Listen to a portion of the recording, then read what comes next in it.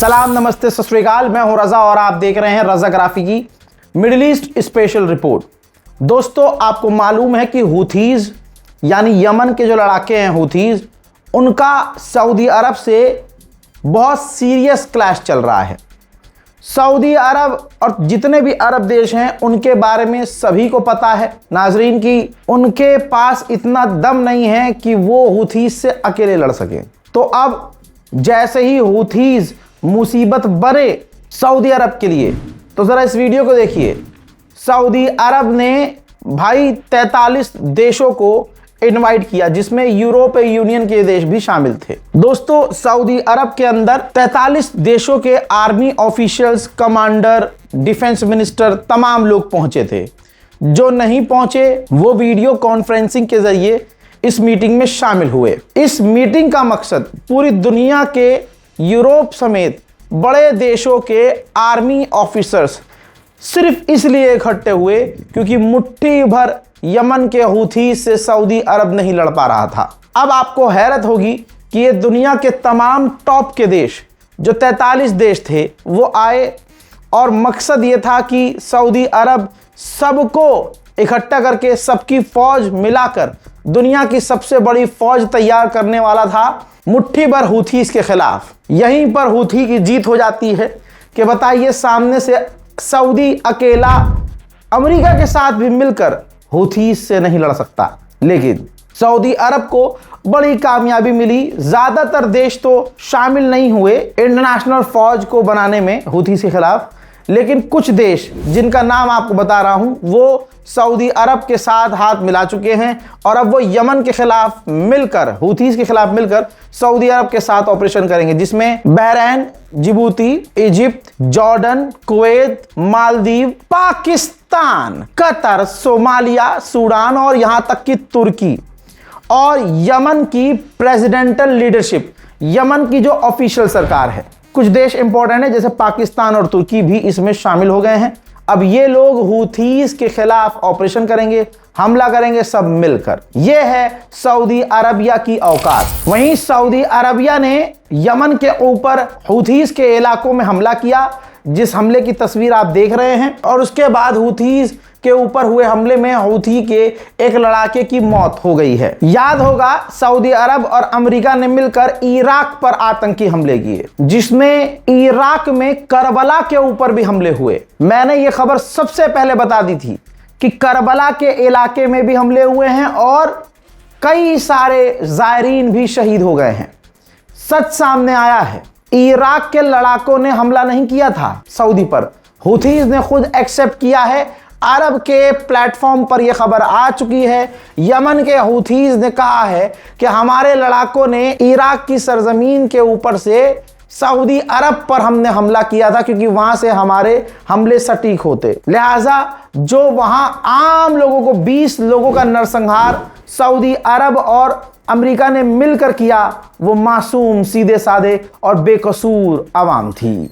अल्लाह Akbar. Donald Trump ने कल दावा किया था कि हमने इराक के प्रधानमंत्री को, गवर्नमेंट को बताकर हमला किया था।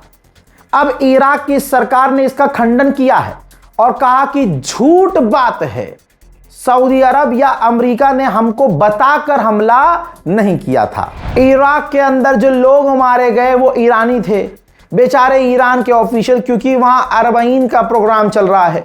इमाम हुसैन के करबला वालों की विदाई का जो हर साल अरबईन का प्रोग्राम है, और 2 महीना 8 दिन वहां पर ज़ायरीन पूरी दुनिया से पहुंचते हैं, उनको अमेरिका और सऊदी अरब ने कत्ल किया।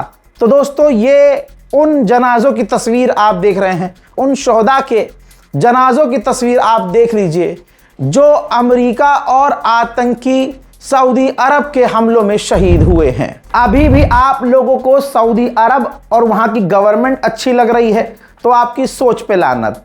ईरान जाए भाड़ में, आप ईरान का समर्थन नहीं करते, लेकिन आप कम से कम सऊदी पर तो सोच रख सकते हैं कोई क्लियर। आपको सऊदी अभी भी अच्छा लग रहा है।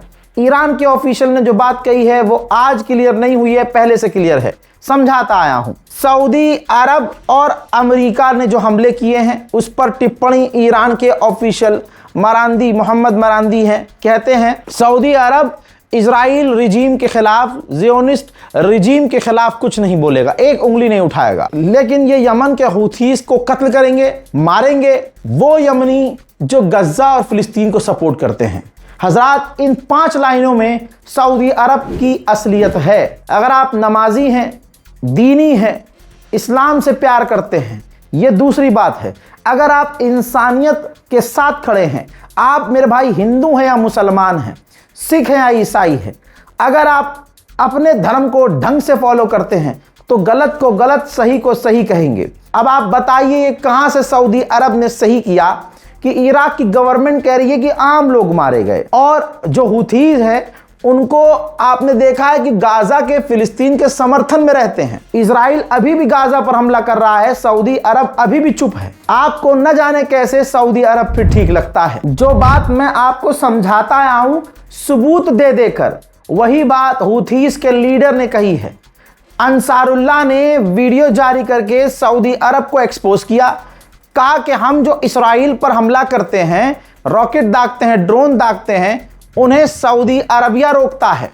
सऊदी अरब, इस्राइल, अमेरिका, ब्रिटेन मिलकर नरसंहार कर रहे हैं और ये सब साथ में फिलिस्तीनियों के खिलाफ काम कर रहे हैं। हजरात, हूथी के लीडर ने आगे बहुत सटीक बात कही है जिसका सबूत आप पहले देखते आए और महसूस करते आए हैं। उन्होंने कहा कि जो देश कॉम्प्रोमाइज कर रहे हैं, यानी सऊदी को ताना मारा है कि जो देश इस्राइल के साथ हाथ मिला रहे हैं, कॉम्प्रोमाइज कर रहे हैं, याद रखना ग्रेटर इजराइल के अंतर्गत वो भी नहीं बचेंगे।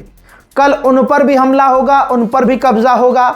और दुनिया देख रही है कि फिलिस्तीन की बैतुल मुकद्दस मस्जिद पर पूरी तरह से इजराइल ने कब्जा कर लिया है। उन्होंने आगे कहा कि ये इजराइल फिलिस्तीन की बैतुल मुकद्दस मस्जिद को तोड़ने वाला है और कुछ ममालिक उसी इजराइल के साथ कॉम्प्रोमाइज कर चुके हैं। अंसारुल्लाह ने जो बात कही है वो पूरे सबूत पर फिट बैठ रही है, बात सही निकल रही है। एक एप्स्टीन, जेफरी एप्स्टीन के बारे में खबर निकल के सामने आई थी, पूरी दुनिया में विरोध हुआ था, सऊदी अरब पूरी तरह से नंगा हुआ था।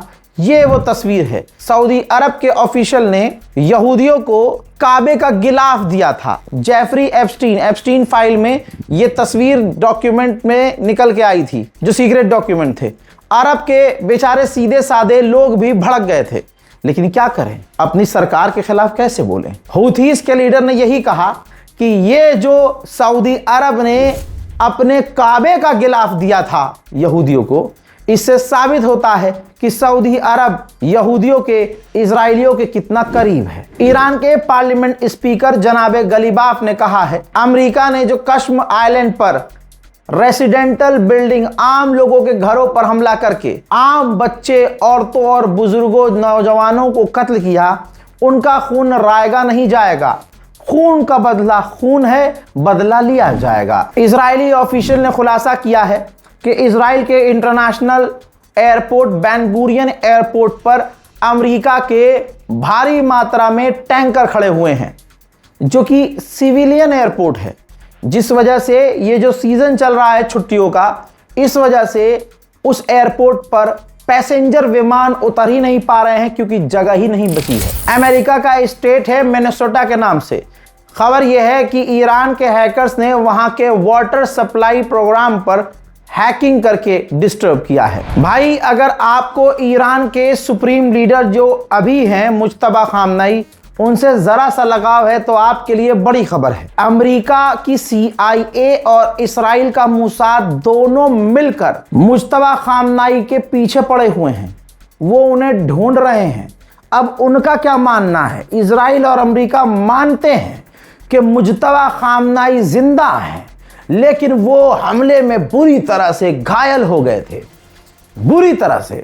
आज की तारीख में तेहरान और मशहद के किसी बीच के इलाके में अंडरग्राउंड बेसमेंट में हैं, पब्लिक के सामने नहीं आ रहे हैं ऑब्वियसली। और रिपोर्ट ये कह रही है कि ना वो मोबाइल यूज कर रहे हैं, ना वहां वो वाईफाई यूज कर रहे हैं, ना उनके पास लैपटॉप है, इलेक्ट्रॉनिक का कोई सामान, डिजिटल इलेक्ट्रॉनिक का कोई सामान उनके पास नहीं है। यहां तक कि अपने हाथों से वो खत लिख रहे हैं।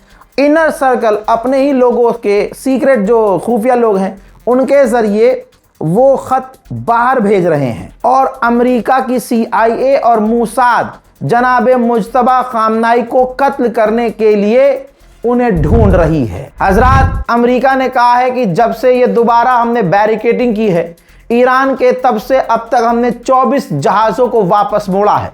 कई जहाज़ों पर हमने हमले भी किए हैं। दूसरी तरफ ईरान ने कंफर्म किया है कि ओमान से अभी भी स्ट्रेट ऑफ हॉर्मुज को लेकर हमारी बातचीत जारी है। इजिप्ट के राष्ट्रपति सीसी ने कहा है कि हम पर भी ड्रोन हमला हुआ। कमाल की बात यह है कि ईरान का नाम लिया ही नहीं है सीसी ने, लेकिन कहा है इजिप्ट के राष्ट्रपति ने कि डी एस्केलेशन होना चाहिए, इलाके में जंग खत्म होनी चाहिए। आइए गुलाबी सूअर के हाल बताता हूं आपको। बात अच्छी, खबर अच्छी लगे तो शेयर कर दीजिएगा। गुलाबी सूअर फ्रस्ट्रेट हो चुका है एक बार फिर से, क्योंकि गुलाबी सूअर के टीम के ही आधे लोग कह रहे हैं कि ईरान से डील कीजिए, आधे लोग कह रहे हैं कि ईरान पर बड़ा हमला कीजिए। गुलाबी सूअर के मन में है कि ईरान के साथ जंग खत्म हो, इस जंग से बाहर निकलूं। इसीलिए गुलाबी सूअर इस वक्त काफी परेशान है। ईरान की जो महान एयरलाइंस है, अमेरिका ने उसको नुकसान पहुंचाने के लिए महान एयरलाइंस पर और कड़े प्रतिबंध लगाए हैं। हराम का जना नेतन्याहू जो अमेरिका गया था, कोई अच्छी बात थोड़ी करेगा। उसने डोनाल्ड ट्रंप को ऑफर किया है कि आप हमें अप्रूव कीजिए, इशारा कीजिए, हम एक बार फिर से IRGC के टॉप ऑफिशियल्स को मारने के लिए तैयार हैं। वहीं दूसरी तरफ सऊदी अरबिया यमन पर हूथीज पर हमला करने के लिए ग्राउंड ऑपरेशन या हवाई ऑपरेशन करने के लिए तैयार है।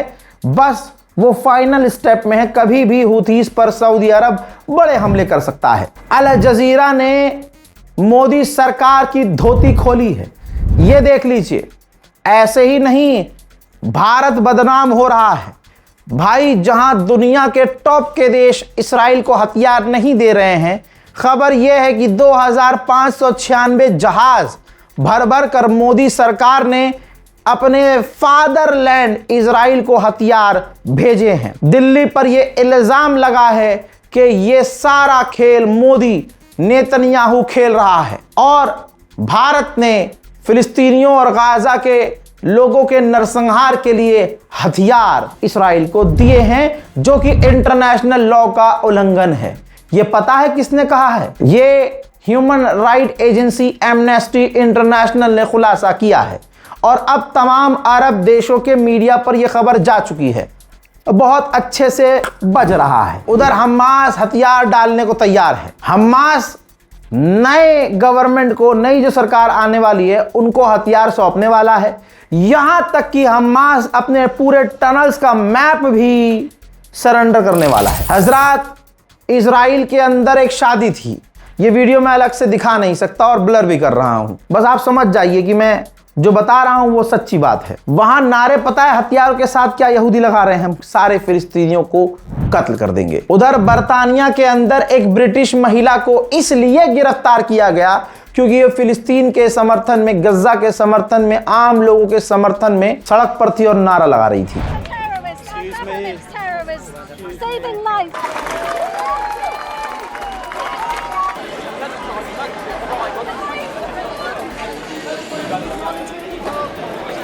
So we're outside Westminster Magistrates Court, and this is where more than 1,500 people, peaceful protesters, were meant to have a hearing today in court because they've been charged under the Terrorism Act for holding signs.